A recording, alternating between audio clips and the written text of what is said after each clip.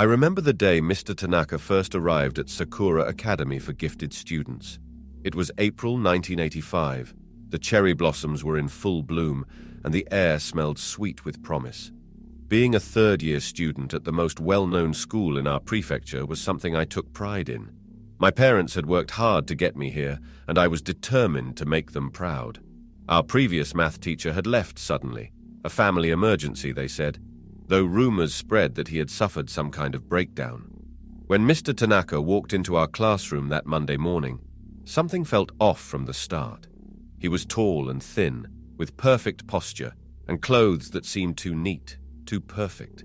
His face was handsome in a plain way, but his smile never reached his eyes. Those eyes, dark and watchful, seemed to take in everything while giving nothing away. "Good morning, students," he said, his voice soft yet somehow filling the room. "I am Mr. Tanaka, your new mathematics instructor." He didn't write his name on the board like other teachers. He didn't tell us anything about himself. He simply opened his book and began teaching as if he had been with us all year.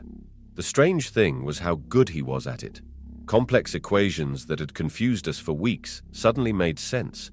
Numbers flowed through his explanations like water, clear and logical. By the end of that first class, even Yamamoto-kun, who struggled with math, was nodding along. "He's amazing," my friend Keiko whispered as we left class. "But something about him makes my skin crawl."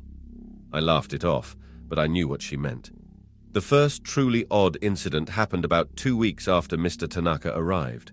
Sato-kun, the smartest boy in our class, challenged one of Mr. Tanaka's solutions during a difficult calculus problem. "Excuse me, Sensei, but I think there's another approach that works better," Sato said, standing beside his desk as was our custom when addressing teachers. Mr. Tanaka went completely still. For 3 or 4 seconds, he didn't even seem to breathe. Then he smiled, that same smile that never touched his eyes, and said, "Show me, Sato-kun."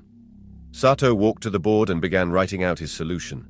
Halfway through, he stopped, his chalk hovering over the board. His hand began to shake. I'm sorry," he mumbled. "I seem to have forgotten my thought." "It happens to the best of us," Mr. Tanaka said softly. "Please return to your seat." The next day, Sato-kun didn't come to school, or the day after.